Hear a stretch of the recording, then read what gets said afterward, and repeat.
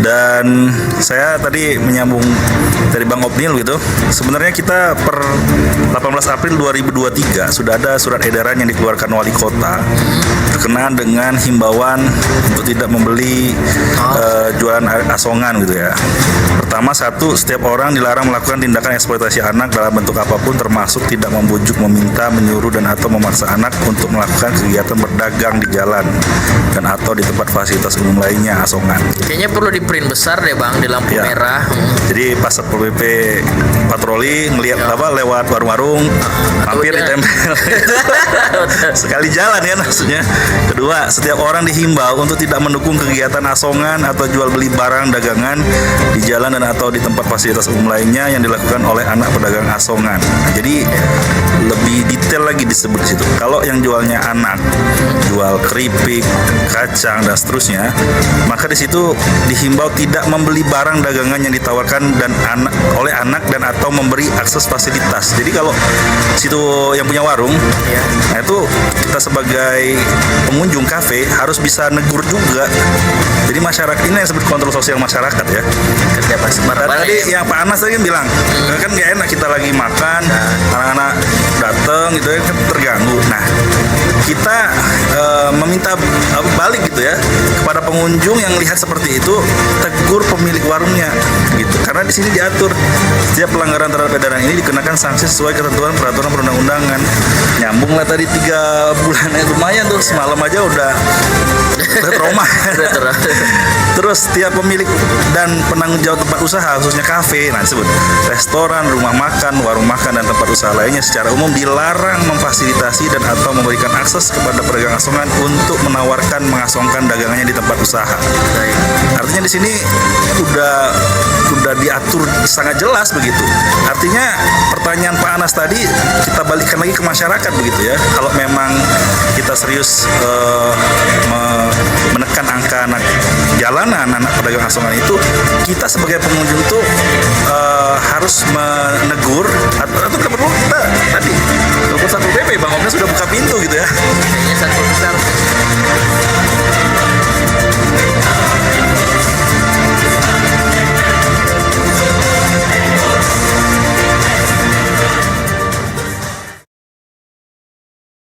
Kembali bisa berjumpa bersama saya Andi Muhammad Rizal di Dialog Sapa Kaltara. Hari ini edisi Rabu 22 Januari 2025. Pendengar dan pemirsa, keberadaan penyandang masalah kesejahteraan sosial atau PMKS seperti gelandangan, pengemis atau gepeng, dan anak jalanan di wilayah Kota Tarakan kerap menjadi perhatian masyarakat saat ini. Kota Tarakan dulunya kita hampir tahu hampir steril dari keberadaan dari PMKS ini. Tentu ini juga menjadi sorotan kita bersama.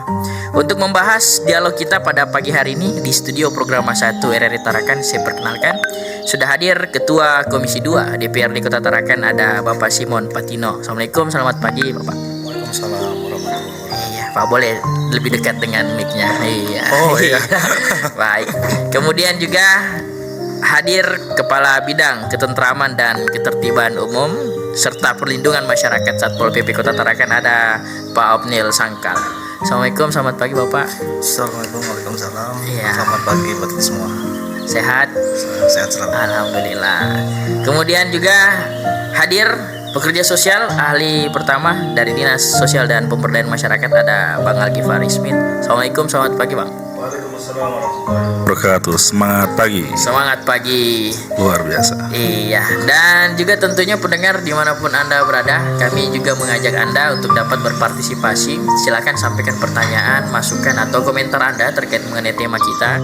Kami membuka line telepon di 0821 5320 9845 atau bisa di WhatsApp di 0821 555 88288. Kami juga menantikan Anda yang ingin bergabung yang melalui kolom komentar di YouTube kita ya, di RRI Tarakan Official. Baik, untuk mengawali perbincangan kita pada pagi hari ini, sebelum ke Ketua Komisi 2, saya ke Bang Al-Ghifari dulu nih, dari Dinas Sosial ini yang memang leading sektor dari PMKS ya bahasanya Bang ya.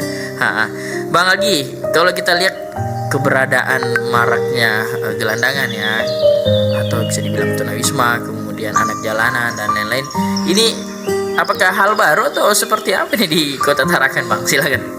Ya baik, terima kasih. Assalamualaikum warahmatullahi wabarakatuh. Teman-teman RRI dimanapun berada, pada kesempatan ini saya pengen memberi informasi terbaru, Bang. Ya. Jadi sebutan dalam nomenklatur Kementerian Sosial hari ini tidak lagi menggunakan PMKS ya. Oh, tidak lagi Ya, PMKS. penyandang masalah kesejahteraan sosial, karena setelah dikaji di situ ada mengandung stigma gitu ya. Begitu anak baru lahir, kalau dianya terlantar diberi nama PMKS, sudah nyandang masalah nih anak baru lahir. Jadi setelah dikaji panjang diganti namanya PPKS. PPKS. Ya, Pemerlu Pelayanan Kesejahteraan Sosial. Ya. Nah, dalam nomenklatur itu diatur ada 26 jenis PPKS yang menjadi kewenangan Kementerian Sosial dan turunannya di Dinas Sosial Kabupaten Kota Provinsi. Ya. Dua di antaranya yang sedang jadi tema kita hari ini ya, yaitu gelandangan dan pengemis atau gepeng, kedua anak jalanan. Anak jalanan. Nah, fenomena seperti ini kita bisa temui di sejumlah kota-kota besar ya. Bahkan negara maju ya, Bahkan Bang. negara maju di Amerika Karena misalnya. Amerika banyak gelandangannya, Bang. Iya, saya lihat 40.000 kalau saya baca ada terakhir. video viral di FYP sampai mereka menempati bekas toilet ya. Nah, artinya ini sesuatu hal yang masalah dialami oleh setiap negara, kemudian kabupaten, kota, daerah, provinsi. Artinya fokus kita adalah bagaimana memberikan atau menyajikan program-program agar mereka bisa meningkat ya kesejahteraan sosialnya. Saya kira pengantarnya seperti itu, Bang. Silakan. Ya, waktu kemarin saya dapat dispo dari Kabid ya untuk berkoordinasi dengan Satpol PP. Ditemukannya 2 orang Ya, Bang. masih muda laki-laki tidur di jembatan dekat penyeberangan PHM ya. Nah, di situ terungkap fakta bahwasanya mereka punya keluarga. Dan setelah mereka ditanya-tanya, ada yang berasal dari luar Tarakan dan satunya ada dari Tarakan. Nah, untuk fenomena seperti ini saya kira perlu penelusuran keluarga ya. Ketika ditemukan gelandangan pengemis, tidak serta-merta kita langsung intervensi. Artinya perlu ada penguatan-penguatan untuk meningkatkan ketahanan keluarga, mengingat bahwasanya yang menggelandang itu kan keluarga mereka. Makanya di dalam dinas sosial itu melalui seksi rehabilitasi sosial ada program yang namanya bimbingan sosial gitu ya, dimana kita akan mengundang para keluarga supaya mereka itu lebih terbuka dan menerima anggota keluarganya seperti itu ya, mengingat semua permasalahan sosial itu tidak bisa kemudian dibebankan kepada pemerintah, itu pun harus melibatkan semua pihak yang disebut dengan pentahelix gitu ya. Nah, pentahelix bekerja ya, perusahaan, pengusaha gitu ya, pemerintah, media, kemudian perguruan tinggi, tapi dari keluarganya sendiri acuh tak acuh. Nah, ini akan mempersulit untuk pemberian solusi terhadap mereka seperti itu, Bang. Menarik nih, Bang, karena kalau kita bicara anak jalanan, ini anak jalanan apakah yang betul-betul anak jalanan yang tidur di jalanan atau ada keluarga yang tempat mereka pulang begitu? Silakan, Iya. Bang. Nah, ini saya tadi lupa di awal, Bang. Kita coba merujuk pada Permensos yang mengatur itu ya, supaya sama-sama satu frekuensi dalam memandang apa itu gepeng, Iya. apa itu anak jalanan. Ini berdasarkan Permensos nomor 8 tahun 2012 tentang pedoman pendataan dan pengolahan data penyandang masalah kesejahteraan sosial dan potensi dan sumber kesejahteraan sosial. Ini masih nomenklatur lama ya. Nah, di sini disebut teman-teman RRI dimanapun berada, gelandangan itu adalah orang yang hidup dalam keadaan yang tidak sesuai dengan norma kehidupan yang layak dalam masyarakat setempat, serta tidak mempunyai pencaharian dan tempat tinggal yang tetap, serta mengembara di tempat umum. Nah, jadi ciri khasnya dia Petualang ya. di mana bumi dipijak, di situ langit dijunjung. Artinya kalau dia berhenti di halte, tidur di halte, di masjid, tidak mempunyai tempat, itu ciri khasnya. Kemudian kriterianya, 1, tanpa kartu tanda penduduk KTP, tanpa tempat tinggal yang pasti atau tetap, tanpa penghasilan yang tetap, tanpa rencana hari depan anak-anaknya maupun dirinya. Artinya dia mau kemana kita tanya, kebingungan. Ya, saya cari pekerjaan sana sini nggak dapat. Dia nggak tahu arah tujuan hidup, menggelandang seperti itu ya.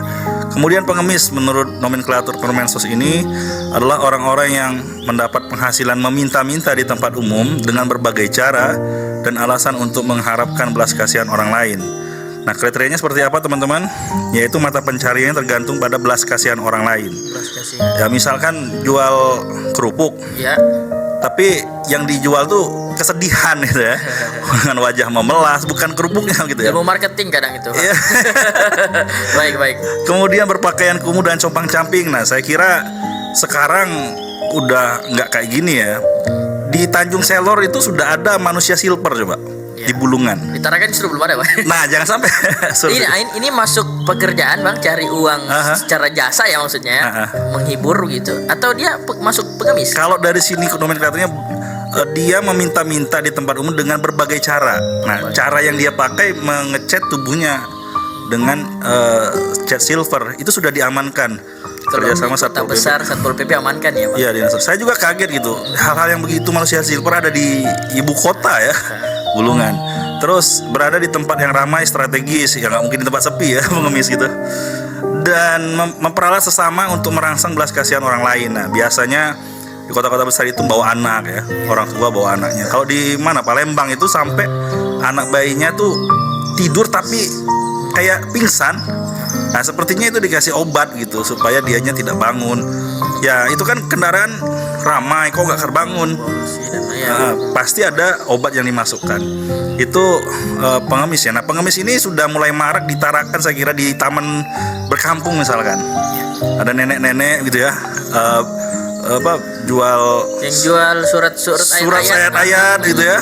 Nah, atau ada juga yang pakai ini, Bang. Saya mau minta donasi bangun masjid, pesantrennya di luar sana. Iya, tidak Seperti itu ya. Nah, saya bilang, ibu sudah izin sama dinas sosial belum? Nah, ini kan pengumpulan uang dan barang, saya bilang. Langsung dia pergi karena ketakutan begitu ya. Nah, ini juga saya kira melompat ke solusi teknis ya. Kalau ada hal-hal yang seperti tadi, untuk menempatkan posisi kasihan kita itu pada tempatnya. Kalau mau beramal bersedekah ya carilah yang lebih membutuhkan dan sesuai dengan aturan yang berlaku seperti itu. Kalau hal yang seperti tadi semakin banyak dikasih ya mereka semakin berada di situ lama dan ngajak teman-teman yang lain seperti itu kan. Oke, itu untuk gelandangan pengemis. Sedangkan anak jalanan, berdasarkan Permensos itu adalah anak yang rentan bekerja di jalanan, anak yang bekerja di jalanan dan atau anak yang bekerja dan hidup di jalanan yang menghasilkan sebagian besar waktunya untuk melakukan kegiatan hidup sehari-hari.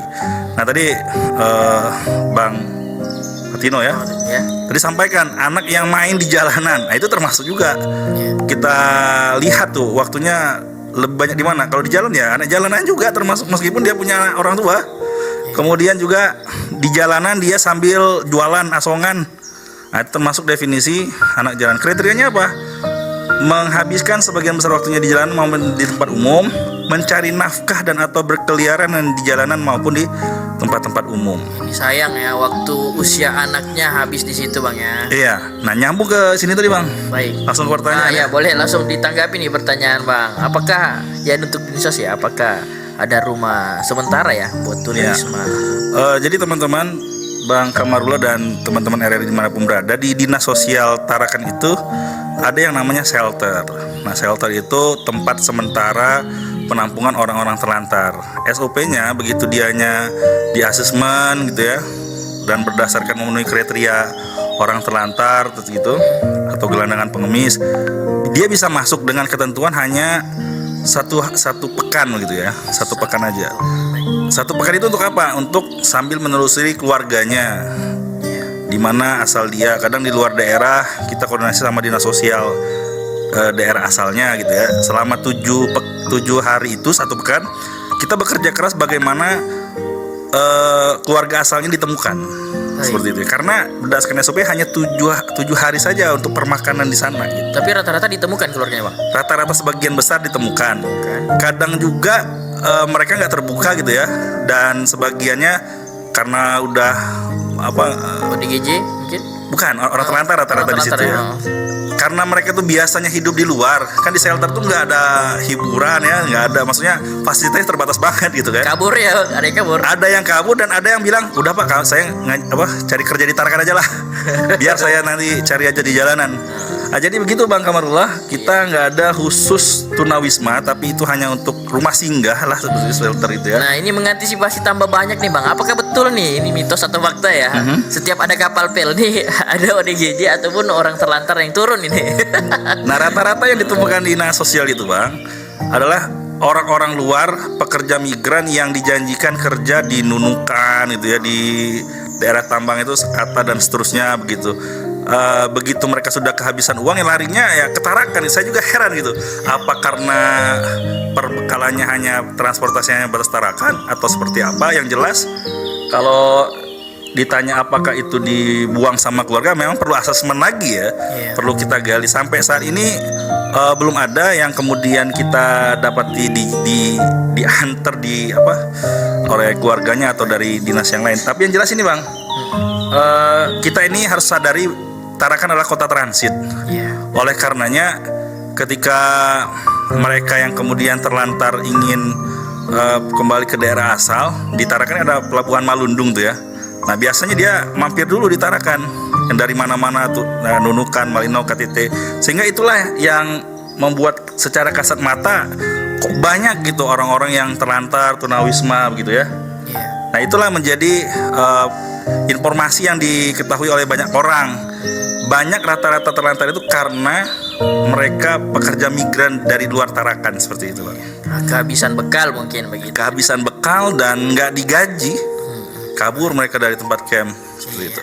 Saya lagi sebenarnya agak dilema juga Bang ya, karena kita tahu latar belakangnya, kita mau kasih sanksi. Nah, kemudian ada selain dinas sosial ini kan pemberdayaan masyarakat juga nih Bang. Ya. Ini pertanyaan dari Pak Anas di Kampung 6. Seperti apa nih upaya pemberdayaan nih Bang? Apalagi dia adalah orang-orang di usia produktif ya. Sama boleh ditanggapi yang lain tadi. Silakan. Ya, berkenaan dengan nomenklatur di dinas sosial itu dinas sosial dan pemberdayaan masyarakat gitu ya.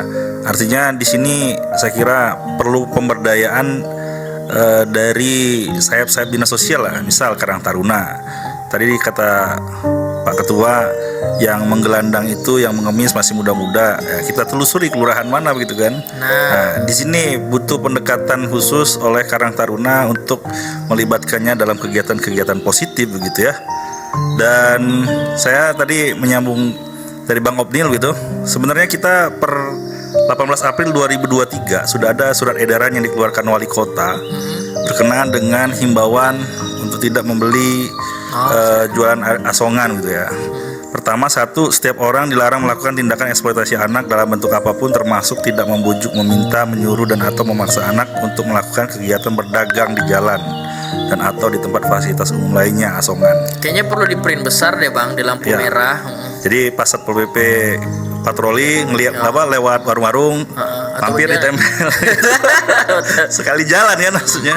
Kedua, setiap orang dihimbau untuk tidak mendukung kegiatan asongan atau jual beli barang dagangan di jalan dan atau di tempat fasilitas umum lainnya yang dilakukan oleh anak pedagang asongan. Nah, jadi lebih detail lagi disebut di situ. Kalau yang jualnya anak, jual keripik, kacang dan seterusnya, maka di situ dihimbau tidak membeli barang dagangan yang ditawarkan oleh anak dan atau memberi akses fasilitas. Jadi kalau situ yang punya warung, nah itu kita sebagai pengunjung kafe harus bisa negur juga. Jadi masyarakat ini yang disebut kontrol sosial masyarakat ya. Kerja bareng-bareng. Dan tadi yang Pak Anas tadi kan bilang, kan nggak enak kita lagi makan, anak-anak datang gitu kan terganggu. Nah, kita meminta balik gitu ya kepada pengunjung yang melihat seperti itu, tegur pemilik warungnya gitu. Karena di sini diatur setiap pelanggaran terhadap edaran ini dikenakan sanksi sesuai ketentuan peraturan perundang-undangan. Nyambung lah tadi 3 bulan, lumayan tuh. Semalam aja udah trauma. Terus setiap pemilik dan penanggung jawab tempat usaha khususnya kafe, nah disebut restoran, rumah makan, warung makan dan tempat usaha lainnya secara umum dilarang memfasilitasi dan atau memberikan akses kepada pedagang asongan untuk menawarkan mengasongkan dagangannya di tempat usaha. Baik. Artinya di sini udah diatur sangat jelas begitu. Artinya pertanyaan Pak Anas tadi kita balikkan lagi ke masyarakat begitu ya. Kalau memang kita serius menekan angka anak jalanan, anak pedagang asongan itu, kita sebagai pengunjung tuh harus menegur atau bila perlu kita tadi telepon Satpol PP, Bang Omnya sudah buka pintu gitu ya. Kayaknya Satpol PP harus kasih nomor juga di setiap rumah makan ini Bang yang Iya. kayaknya ya. Bang izin Bang Aldi karena kita terbatas oleh waktu Izin, ya. siap. Seluruh narasumber bisa siapkan closing statementnya. Mau boleh dilanjut Bang sekaligus closing statement silakan Bang. Oke. Jadi peran pekerja sosial dan dinas sosial dalam konteks ini adalah melakukan peran pendampingan. Jadi kalau ditemukan gelandangan, pengemis, anak jalanan, begitu di asesmen, begitu dia tidak sekolah, kita hubungkan dia ke stakeholder dinas pendidikan ya, untuk sekolah paket atau reguler. Kalau berkenan dengan untuk perlengkapan sekolah, kita hubungkan ke Basnas. Dan di situ juga kita berperan sebagai motivator ya, kemudian sebagai edukator. Bagaimana ketika orang tua dipanggil, kita edukasi, Bu. Kalau di zaman kita dulu, ibu sendiri sebagai anak, orang tua itu dulu kita rela tidak makan gitu ya untuk menyekolahkan anak. Nah kalau sekarang kan enggak, Kok tega gitu. tega gitu ya. Baik, Nah artinya di situ harus dibuka pikiran para orang tua. Anak-anak itu adalah pewaris gitu. Kita bekerja cari uangnya untuk anak. Nah kalau sekarang terbalik nilai-nilai itu, saya kira anak-anak malah disuruh bekerja. Nah itu harus dirubah mindset. Semua itu kan berawal dari pola pikir dan pola asuh di rumah gitu ya. Terus kemudian sebagai fasilitator tadi, ketika dianya butuh pelatihan kerja ya kita bisa hubungkan ke dinas tenaga kerja yang ada RLK-nya. Bagaimana orang tua dilatih keterampilan, diberi modal agar mereka tidak mengeksploitasi anak supaya jualan gitu kan. Terus juga sebagai advokator. Nah bagaimana advokasi sosial yang kita perlukan gitu ya. Banyak di sana itu anak-anak sudah dapat bantuan sosial, Bang. Seperti yang ditemukan oleh Bu Risma kemarin. Iya. Anak-anak yang jual itu sudah dapat bantuan sosial, dapat juga bantuan dari Basnas, cuman tadi larinya ke mindset. Jadi jangan dikira orang yang di jalanan sana orang tuanya nggak dapat bansos, sudah. Bahkan kita tuh dekatkan semua sistem sumber itu di kelurahan. Misal mereka tidak mampu, kita beri akses mereka supaya bisa ngusul bantuan itu melalui kelurahan. Cukup bawa KK, kemudian usul bantuan sosial PKH, BPNT, BPJS, PBI dan seterusnya. Nah oleh karena itu sebagai penutup, untuk mengatasi gelandangan pengemis dan anak jalanan ini butuh 3 pilar. Iya. Satu adalah peran individu dan keluarga. Bagaimana pola pikir, pola asuh terhadap anak-anaknya ini jangan diajari mental pengemis sejak dini gitu ya. Dengan meminta mereka jualan, nah udah dibentuk tuh.